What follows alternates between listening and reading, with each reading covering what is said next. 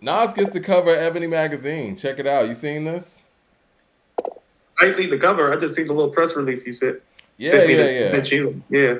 Yeah, Rap's reigning king on legacy and black wealth. So yes, got an email from Ebony Magazine today. Shout out to them, and they wanted to let us know that Nas is on the cover. I know that we've been very vocal about publications and media outlets not giving Nas his props and just going out of their way to dig into Nas. Somebody sent us a comment on, I think it was on our community, or I think it was the AZ review, and they pointed out how Pitchfork Media went out their way to diss Nas during an AZ album review, and he's not even on the album. But with that being said, Ebony Magazine is giving Nas the cover, and they're talking about his illustrious musical career, and they're talking about his business acumen, which is amazing. And I'm glad that people are highlighting that. I know you said you read the press release. What are you gaining from, or what are you getting from this Nas Ebony interview and cover? What do you have to say about it?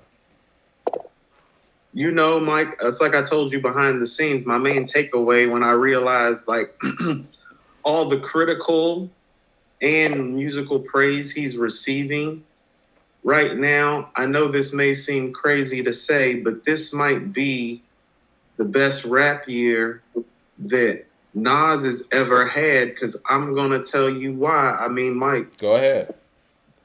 when he released the work that he is revered for, this rapper whose picture's hanging on my wall right behind me released this album that I have inserted right here, and it changed the notoriety and the acclaim that Nas got that year, as in he didn't get it.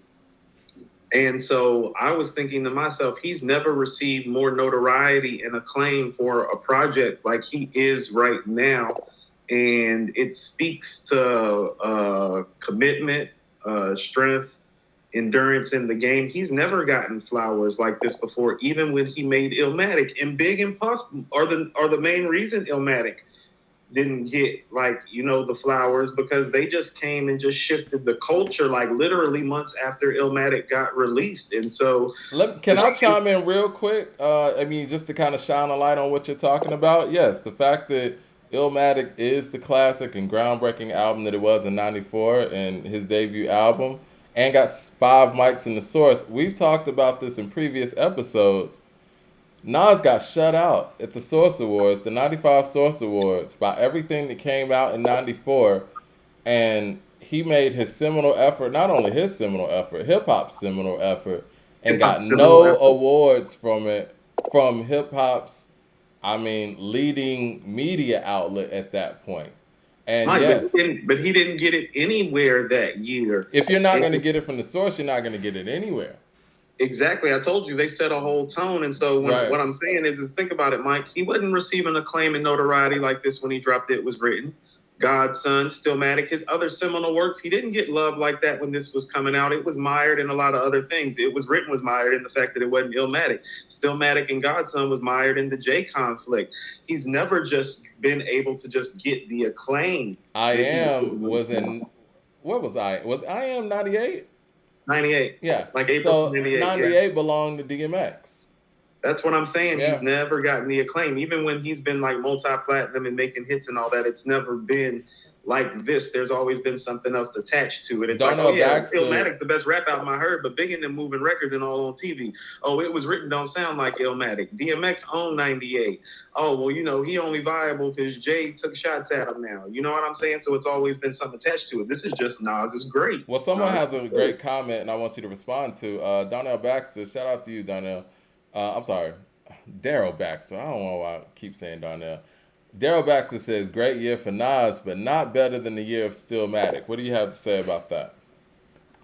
I mean, so much of that is attached to the fact that he beat Jay. This is just about Nas Okay. right now. There's some attachments to Jay with Stillmatic. Someone said 99. That was when he released Nostradamus. That might have been his worst year. It's time to go. So, yeah, Stillmatic. Yeah, I agree with you on that. Yeah, And it's it's funny when we think Diplomatic about this. Yeah. Godson is mired in the Jay conflict still, even though like that's what's attached to the work when people were talking to him at the time about things. This is just talking about Nas's life, Nas's music, Nas's ventures into Coinbase and Lyft and so on and so forth. So you think that 2021 has been the best year of Nas's career? Yes, it has been. Look, I mean, because what do you want? Album of the year, check. Covers of magazines, check. Critical acclaim, check. Who out here getting to the money, check. Like, when has he ever had it like this? Okay. For those that would say 94, you say that Illmatic was overshadowed by Biggie, right? For those that Just would say 96, you would he wasn't say getting to the that, money like that either, Mike. And not like he was. Yeah, it's not like he was the biggest money getter either. You know what I mean? Like, yeah. 94 wasn't like some sort of epic year for him. He just made the epic album of all rap albums, and that's just pretty much where it stood. It kind of became mythical because of that, too. In 96, you would say that he was overshadowed by Illmatic and overshadowed by Tupac and, him dropping All Eyes on Me and, Me Against the World and everything else that came along with that. Yeah. And 98. they made Reasonable Doubt in 96. So, I mean, Yeah, I feel like It Was Written was bigger than Reasonable Doubt, though. it was, but in the streets, Mike, it was like, yeah, everybody listening to It Was Written. It's like, yo, you heard what Jay did with Reasonable Doubt, though? You heard Can I Live? You heard Politics as Usual? You heard Friend or Foe? It was a lot of shit going on in 96 anyway. You Going on had in Iron 96. Mike, Man, they had the Fugees to contend with the score. and that was on his same label. That was on Columbia. Same damn label. Yeah, He's always definitely. had, yeah. So, yeah, this is the year. Okay, so 98, you would say that DMX owned that, and, that was his co-star in And he Belly, was still too. major, and he was right there with X and J, but also, let's just be honest, X and J made better albums that year. Yeah, I Am doesn't contend with those as albums. All right, so 99 is Nostradamus. I think that's self-explanatory. So 01, which was Stillmatic, you would say that was more about the back and forth with him and Jay than Some about him. attachment to it. The music is there, but I mean, go read those articles. What was he talking about in those articles? He had to talk about Jay and vice versa. Godson was 02, right? Yeah. Okay. That's what 03, yeah. Yeah, it was 02 because I think the Lost Tapes was 02 as well. Yeah, that's what I'm saying. Yeah, those years didn't belong to him. Honestly, I would say that Eminem kind of ran all that with the Eminem Show, and then on a grassroots level, you had the Fix from Scarface. You had the Clips coming through with monsters like Grinding. Not to say they were taking over Nas, but yeah, he didn't rule that. I don't think anybody would tell you that '02 was the year of Nas either. Let's see. After that, what are we looking at? Streets Disciple? Mike, just skip over all that. Like Okay. it ain't been. We'll skip over Streets Disciple, Untitled, and we're going to Life is Good. That was the year of Kendrick. It's not like this. That's Good Kid, Mad City next. Yeah, that's Good Kid, Mad City, and then now we're skipping up to KD and Nasir and all that. You might be right. I am. You might be right. This might be, and we're not saying that this is the year that Nas put out his best work, but the fact that he's being, there was a lot in the insert to the article that I saw, but a lot of it when he was talking about black wealth and he was talking about the investments that he's made, and that I think a lot of people are unaware of.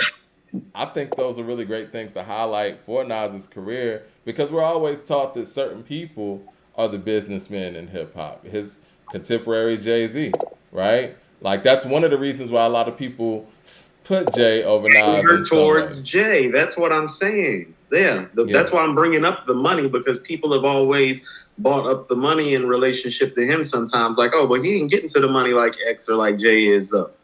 I'm pulling up a little bit of some parts from the article, and it was talking about. Hey, Mike, I got like 90 seconds, and I got a slide though. Oh no, that's cool. We can go ahead and start closing it up. But yeah, I just want to cover the fact that the Queensbridge Venture Partners, which is Nas's investment company, they were invested in Lyft, Dropbox, Coinbase, and PillPack. So those are a lot of things that other media outlets aren't really covering when they talk about Nas, and it's wild that they don't. seems like they hold it against him. That's what we saw in the Pitchfork Media Right. article, the review. But it was good to see that Ebony Magazine highlighted some of those things and made them a positive thing. And the fact that, to me, it's not affecting his music negatively either. He's still very in No. tune with the music. And I'll leave you guys with this quote because this is what he said about continuously mastering the rap game. He said, the rules are keeping your integrity, hustle, and work on your craft, and that's all that matters. Sounds like he's been doing that. Goat talk. All right, man. Appreciate everybody coming in, man. Holla at us on Friday, 7:30 Eastern Standard Time. I'm not sure what's coming out this week, but I'm sure we'll figure out something to talk about, and we'll be continuously talking about whatever's going on with this Jermaine Dupri and Diddy thing. Hopefully it happens. Y'all have a great Yeah. one.